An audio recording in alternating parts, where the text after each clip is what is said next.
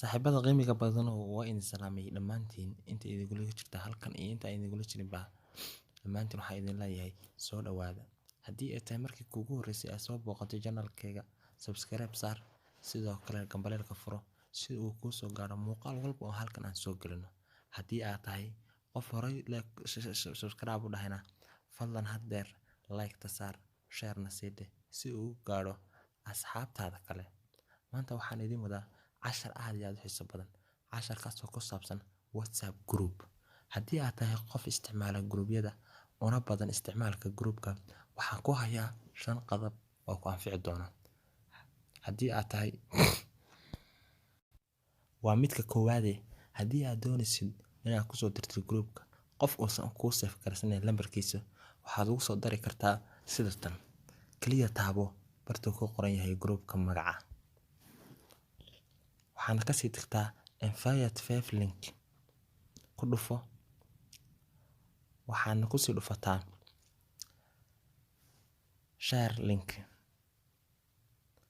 sidaas ayaad noogu sii xulanaysaa barta aad ugu dirsid. Haddii aad doonaysid inaan la isticmaalin linkiga aad dirtay, kaliya tag rest link. sidaas ayuuna ku cancel garoobayaa. haddii kalena waxaad isticmaali kartaa QR code oo isna qofku aad u dirtid oo group-ka ku soo biiri karaa. kaliya ku dhufo halkan.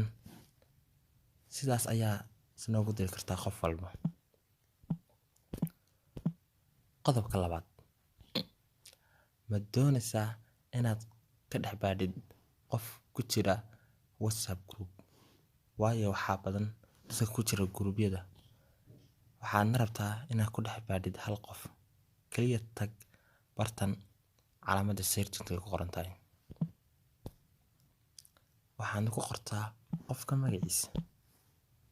sidaas ayaana ku heli kartaa.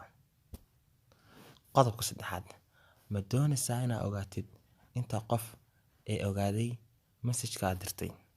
kaliya taabo message-ka aad dirtay. kasii taabo calaamadan button-ka notka ah. marka waxaa ogaanaysaa qofka fiiriyay message-kaagii iyo qofka aan fiirin wali. hadda aniga message-kaygii waxaa fiiriyay right boy meesha ku qoran tahay waa qofka fiiriyay aqriyay Absalan. qofka aan fiirina waa delivery to.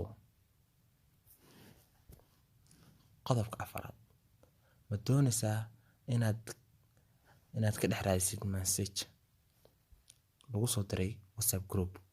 kaliya tag calaamadda button-ka ah ee saddexda ah, kana sii dooro search. sidaasna ku qor message-ka aad raadinaysay. wana kuu soo bixi doonaa message-ka aad raadinaysay. sidaas ayuuna kuu tusi doonaa calaamadda jaalaha ah ayuu soo saari doonaa. Qodobka shanaad, message-yada WhatsApp group-yada aad u badan yihiin. ma dhibsatay message-yada oo kugu batay oo ay yihiin message-yo fara badan isla markaana aadan doonin? kaliya tag 3 calaamadood kuna dhufo more notification. sidaasna iskaga xidh 8 saacadood, hal week, hal sano. midka rabtidna ka xulo. sidaan ugu sii dhufo okay. 5 qodob waa 5 qodob oo ku anfici doona haddii aad tahay qof isticmaala group-yada. waxaan idinka codsanayaa inaad muuqaalka faafisaan, gaarsiisaana saaxiibadiina kale si uu anfaco. intaa ku kulmi doono casharkan iyo mid lamida, waxaa idinkaga sii tegayaa sidaas iyo nabadgelyo.